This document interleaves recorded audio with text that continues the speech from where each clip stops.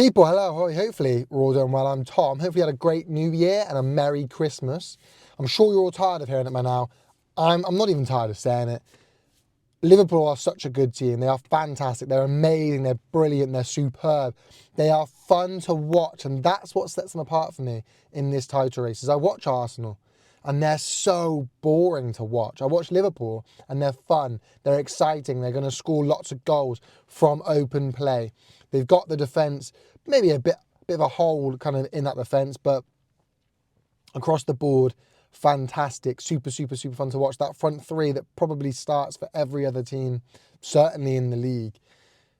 They're amazing across the board. And you look at what the things like Salah, what he's doing, Trent, what he's doing. But then you look at other people and what they're doing, Gravenberch, Luis Diaz. These players, they're fantastic, they're brilliant, they're so exciting and fun to watch. Whereas, as I say, look, Arsenal, it works for you, great, whatever, but you're so boring to watch. And ultimately, what is sport? What is football? It's meant to be entertaining. It's meant to be the entertainment industry. And I don't get that from Arsenal. They still play very much like the Klopp Liverpool we knew. Exciting, fun, fast-paced, counter-attacking on the break, chaotic at times. But what Slot's done is he's come in and he's instilled a bit of patience, a bit of calmness. They will still attack with that energy and the ferocity that we know from the Klopp team at times when it's needed. But what he's done is told them when to do that. About balancing your energies, balancing your football. We saw how many injuries Liverpool got plagued with last season.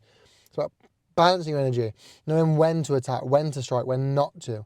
And that balance is what's made Liverpool consistently amazing throughout the season. It's what's brought the defence much more structure, that unity in defence where you're not all flooding up the pitch and attacking on the counter-attack, leaving 2 or 3 players to defend.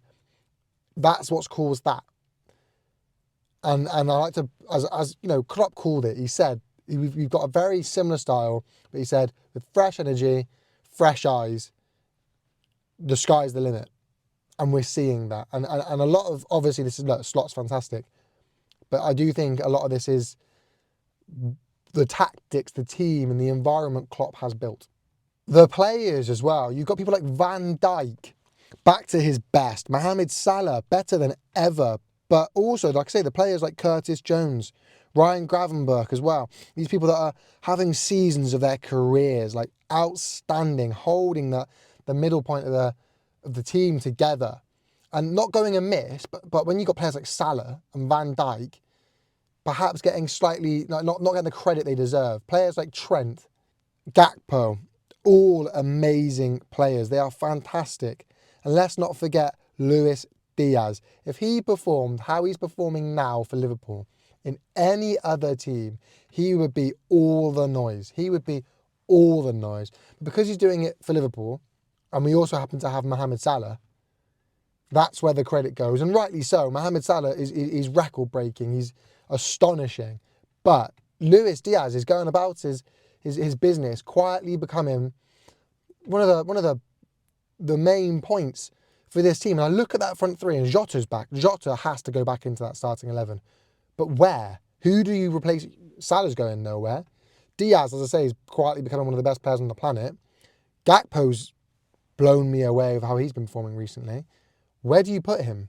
You put him as a number 10 instead of Szoboszlai? I don't... They're all fantastic. And as I say, if Luis Diaz did that, what he's doing now, for any of the team, he'd be all the noise. But we've got Salah.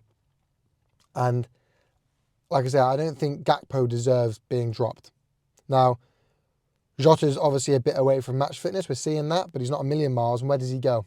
I mean, that front three, I said that front three would slot in, would go into any other starting 11 on any other team, certainly in the league. And let's look at that. You've got Mohamed Salah, been by far the best team, not only in the league, but in the world this season. He starts for everyone and anyone, and I don't care, so he's going nowhere. You've got Diaz, and as I say, Diaz is a certain player. You can play him anywhere. You can play him down the middle, on the right, on the left, anywhere you want, and he'll look good doing it. Now, obviously, you've got Salah on the right, Diaz on the left, though, all through the middle. I mean, I'd pick him over everyone. He'd go on the left for City. He'd go on the left for Arsenal. He'd go on the left for Chelsea. He'd go down the middle for Chelsea for sure. He'd definitely go on the left for Chelsea. He'd go down the middle for Arsenal. There's no doubt, no debate in that. When you got Jackson for Chelsea, perhaps not, but he'd go on the left for Chelsea. He'd go down the middle for Arsenal or on the left for Arsenal. He's going nowhere. He's in that team. And then you've got Gakpo or Jota. Take your pick. It's incredible.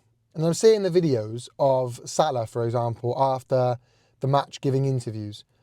And this is where I come back to Klopp, because Klopp has instilled this ability in the team. You know, they're so motivated. The desire is so full. Slot coming in with the fresh eyes, the fresh energy, the fresh tactics, of course, takes it to new levels. But when you've got Klopp, who's instilled that ability to keep going right to the very end and lose, right? Keep going and chase the whole season all the way down and then lose.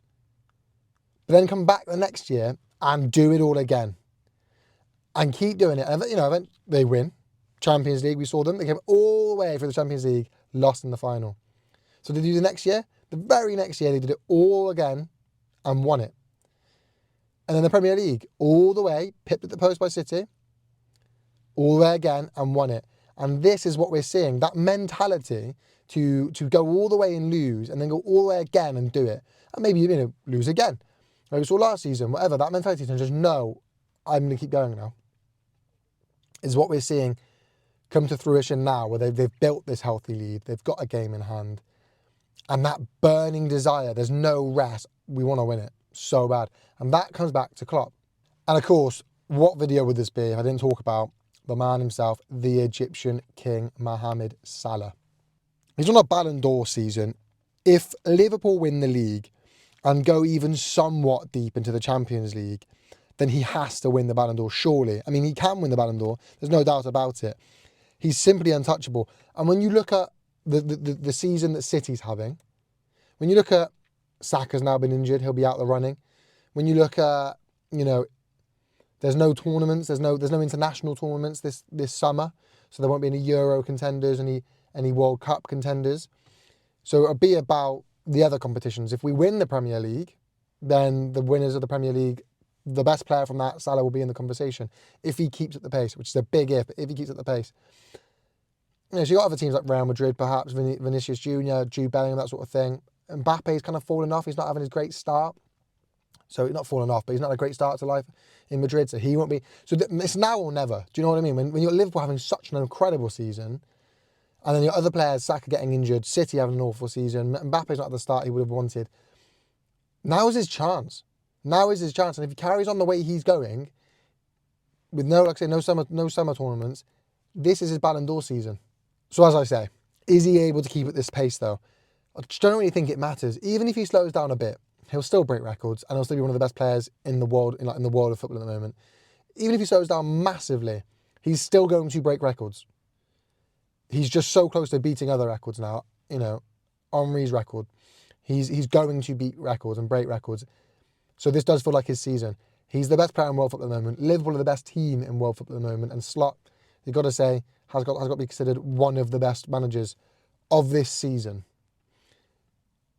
I mean, yeah, just incredible people. Let me know your thoughts in the comment section down below, people. I look forward to reading it. Hopefully you've enjoyed this video. Have a great 2025. Set yourself some lofty goals. Go out and achieve them. Thank you so much for watching. Make sure you like, comment, subscribe. Our YouTube works, people. Peace.